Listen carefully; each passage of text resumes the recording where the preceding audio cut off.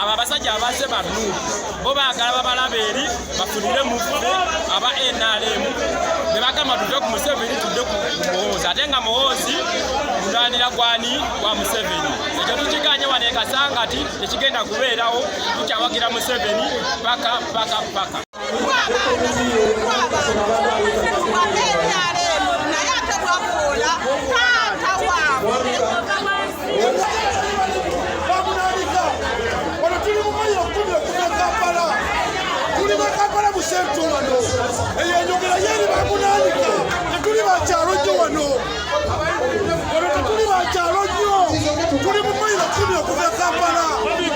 Nze coordinator wa MK Ame Movement mu Kasangati Town Council.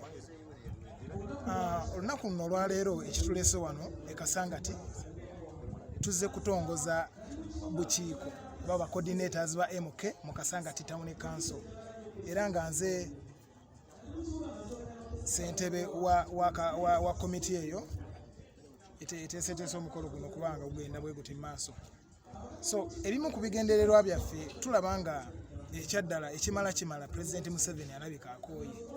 So mu kukoowa ke tetwagala musindikiriza na luti ng'abalala baagala okikola. Ffe tugamba nti ng'abavubuka katukwate omutabani tumukwase taata amubeera okumpi amumentaling.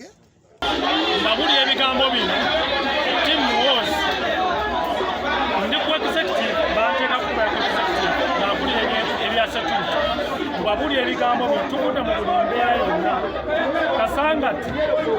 Kasangati division oba Nangabo tuludde mu mbeera ya movement nga tutambula buli kimu wabula ffe kyetumanyi Muhoozi mutabani wa mukama waffe President Museveni tukkiriza nti Muhoozi w'abaana ajja okwesimbawo President Museveni nga kitaawa muzaala ajja kutukaama nti Muhoozi akola ki ajja. Ekyokubiri omuntu gwe batusindikidde bw'akulira Kampala simanyi Kampala mukoti oba ki okujja okwogera n'abantu okwekalakaasa ebintu by'ayogedde ebijjeeko abantu ki waya ayogedde bubi ne settlement z'akoze era zino njaya zituuka ku Geno Muhoozi kanamugamba nti coordinator we gwasindise ayogedde bubi kyekisita budde abantu tewali kirala.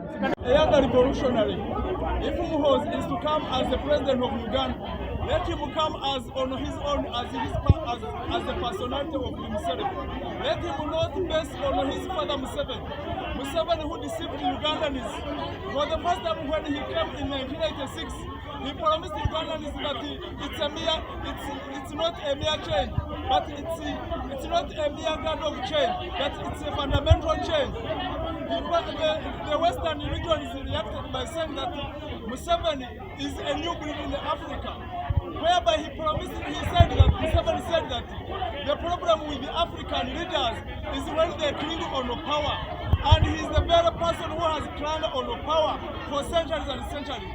So, for Muhoozi coming basing on the name of his father, he's going totally to fail.